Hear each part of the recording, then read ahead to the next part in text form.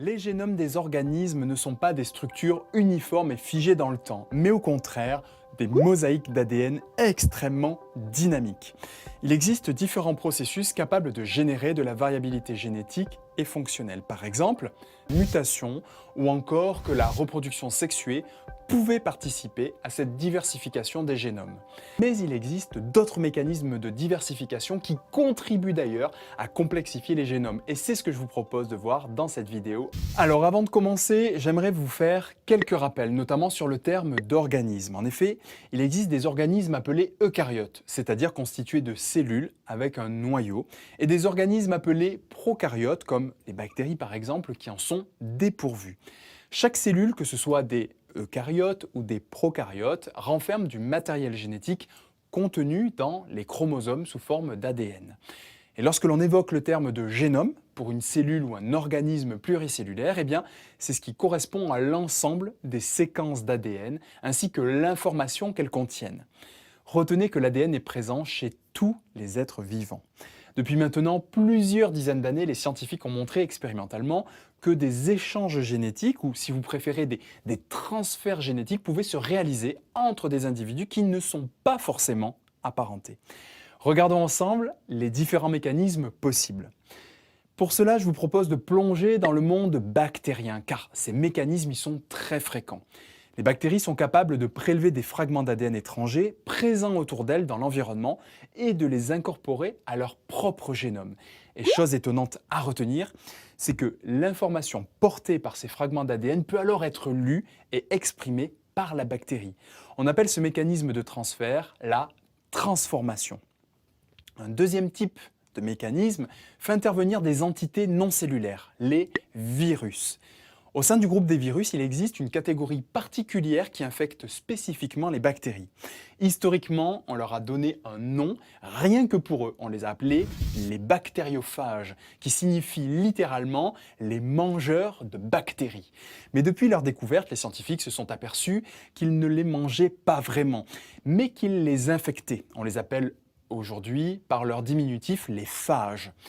Regardez cette animation. Les phages sont représentés sur votre écran par les entités de couleur rouge. Vous reconnaissez bien leur forme, je pense. Ici, vous en avez un posé sur la bactérie. Il s'accole complètement, puis par transparence, vous voyez son matériel génétique qui peut alors être injecté dans la bactérie. Vous avez ainsi une intégration de ce matériel génétique viral dans le génome bactérien. Et cette cellule, maintenant infectée par le phage, est appelée cellule receveuse. Ce mécanisme de transfert génétique assez courant est appelé la transduction. Enfin, il existe un troisième mécanisme de transfert de matériel génétique. Pour vous le présenter, je vous propose ici une observation de bactéries. Certaines peuvent établir des ponts entre elles par lesquels elles échangent alors des molécules, dont de l'ADN. C'est un transfert direct entre bactéries et ce mécanisme se nomme la conjugaison. Voilà, retenez qu'il existe plusieurs mécanismes de transfert génétique. Ce sont tous des transferts se réalisant entre individus d'une même génération. Et comme on l'a vu pour certains types, ces transferts ne se font pas forcément entre organismes apparentés. Tous ces transferts constituent des transferts horizontaux. Pourquoi horizontaux? Alors, on distingue différents types de transferts et notamment les transferts verticaux. Un transfert vertical veut dire que l'on transfère du matériel génétique d'une génération à une autre. Par exemple, vous qui me regardez, vous avez hérité votre matériel génétique de vos parents. Et ce type de transfert est alors dit vertical. Génération parentale et votre génération. Ça marche pour vous? Si vous aviez la possibilité d'incorporer dans vos cellules du matériel génétique à partir d'un camarade, par exemple, donc un autre individu comme vous, et que vous puissiez ensuite produire de nouvelles protéines, eh bien on pourrait parler de conjugaison, comme on l'a vu précédemment avec les bactéries. Vous transmettez à une même génération du matériel génétique, pas votre descendance. Ok pour vous? C'est bon pour la différence entre transferts horizontaux et verticaux? On a vu des exemples de transferts pouvant se faire entre bactéries, mais aussi entre virus et bactéries. Et finalement, ces transferts pouvaient se faire même entre des groupes très éloignés phylogénétiquement, c'est-à-dire finalement n'ayant pas de relation de parenté directe. Et ça s'explique par l'universalité de la molécule d'ADN comme support de l'information génétique. En d'autres mots, si vous voulez que vous soyez une méduse, une plante, une bactérie, un champignon ou encore ce que l'on appelle une archée, eh bien, vous possédez tous de l'ADN. Cette molécule constitue le support de l'information génétique. Et d'ailleurs, son universalité a permis le développement de techniques très spécifiques. On parle de biotechnologie, ou pour être plus précis, de génie génétique. Des techniciens, ingénieurs et chercheurs en sciences mettent à profit ces fameuses propriétés de transfert. Comment? Eh bien, en faisant exprimer certains gènes intéressants, justement dans un organisme différent de celui qui l'exprime normalement. Je m'explique. Imaginons que vous ayez besoin d'une molécule d'intérêt, par exemple pour créer un médicament, ou une molécule importante dans le domaine agroalimentaire. Eh bien, avec les biotechnologies maintenant, il est assez facile de transformer par exemple des bactéries ou des levures, donc de transférer les gènes codant ces molécules d'intérêt et d'obtenir en grande quantité les produits d'expression de ces gènes transférés. Vous comprenez l'idée? D'ailleurs, si vous avez compris ce concept de transfert réalisable par les biotechnologies, je vais vous montrer que l'on n'a rien inventé. Grâce au séquençage et à la comparaison des génomes, les scientifiques ont découvert que toutes les espèces contiennent des gènes, écoutez-moi bien, contiennent des gènes provenant d'autres espèces, y compris d'espèces vraiment très éloignées au niveau de leur relation de parenté, sur le plan phylogénétique si vous préférez. Par exemple, chez nous, chez les humains, on a identifié dans notre génome la présence de gènes de virus, de gènes de bactéries, de gènes de champignons et même de gènes que l'on retrouve chez les plantes. Vous imaginez leur surprise? Alors, tous ces résultats indiquent aux scientifiques que ces transferts de gènes horizontaux sont finalement assez fréquents et participent à la diversification du monde vivant. Et surtout, chose importante, c'est qu'un organisme incorporant de nouveaux gènes, c'est un organisme qui acquiert de nouveaux caractères, de nouvelles capacités. Et ça, ce n'est pas à négliger. Prenez une bactérie pathogène pour les humains, par exemple. Eh bien, si par un phénomène de conjugaison, elle reçoit un gène de résistance à un antibiotique via une bactérie résistante, elle peut devenir alors très dangereuse pour la santé humaine, puisqu'elle résiste alors à un traitement médicamenteux classique qui, normalement, l'aurait tuée. Cette bactérie a acquis une résistance qui peut être largement dispersée dans l'environnement à d'autres bactéries à la base sensibles. Vous imaginez la cascade des événements? C'est ce que l'on appelle la propagation des résistances bactériennes qui sont de véritables problèmes de santé publique. Tout ça grâce ou à cause, c'est selon les cas, des transferts horizontaux. Et il existe de nombreux autres exemples dans d'autres lignées. Bref, c'est une thématique passionnante et vous comprenez bien que ces transferts fréquents à tous les niveaux du vivant enrichissent les génomes, complexifient les génomes.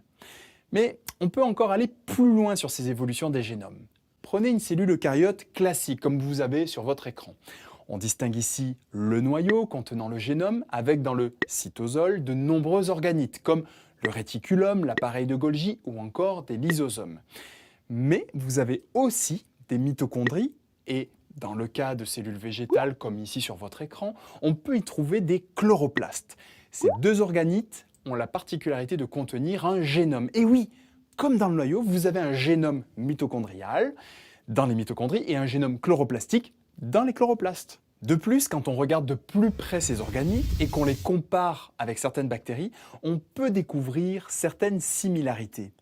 Au niveau morphologique, comme le fait que ces organites se divisent comme les bactéries. Au niveau biochimique, certains lipides structuraux des membranes de ces organites rappellent ceux des bactéries. De même, des métabolismes similaires qui peuvent être liés à la respiration ou à la photosynthèse qui sont connus chez des bactéries libres également. Et enfin, au niveau génétique, nos deux organites possèdent un chromosome circulaire, donc, on va dire, une information génétique structurée de la même manière que les bactéries. Et quand on regarde plus en détail, on peut aussi s'apercevoir qu'il existe une machinerie moléculaire pour la traduction très similaire aux bactéries également. Bref, vous m'avez compris, je pense. Il existe tout un faisceau d'indices et d'arguments indiquant une origine bactérienne pour ces deux organites. Historiquement, c'est autour des années 60 que des scientifiques ont commencé à considérer ces organites comme d'anciennes bactéries. La théorie qui s'est développée se nomme la théorie de l'endosymbiose. Voici un petit schéma récapitulant un scénario évolutif rendant compte des observations données. À partir d'une cellule eucaryote ancestrale, ici, une cellule appelée hôte, donc ayant déjà des organites et un noyau, il y aurait eu par un phénomène d'endocytose, c'est-à-dire une entrée d'une bactérie avec un métabolisme hétérotrophe. Cette bactérie internalisée aurait donné de nombreux avantages à la cellule l'abritant alors dans son cytosol. Puis au cours de l'évolution, cette bactérie serait restée à l'intérieur de la cellule, elle aurait donné par la suite les mitochondries.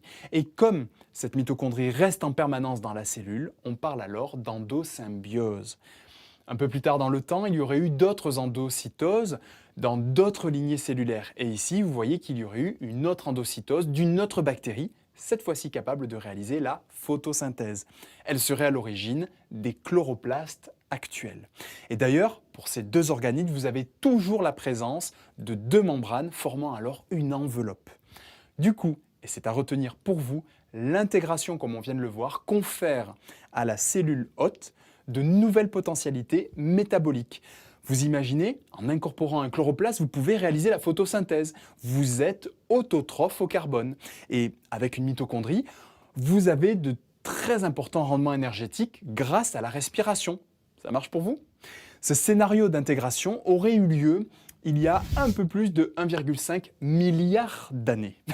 Et maintenant, devenues organites, ces anciennes bactéries sont capables de se multiplier et sont transmises d'une génération à l'autre par hérédité cytoplasmique avec le cytosol des gamètes ou lors des divisions cellulaires. Autrement dit, elles sont complètement intégrées à leurs cellules hôtes et elles n'en sortent plus.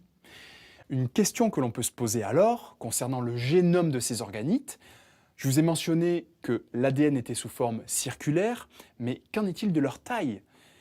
Alors, comparons ici la taille des génomes de ces organites avec la taille des bactéries supposées être très proches phylogénétiquement. Vous voyez sur ce tableau que la taille des génomes des organites est bien plus petite. Comparons les chloroplastes de différentes espèces avec une cyanobactérie très proche en termes de lien de parenté.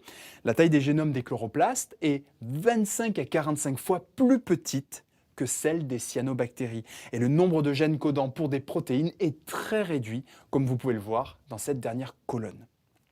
Ces résultats sont similaires entre les mitochondries et les alpha-protéobactéries, proches en termes de relations de parenté.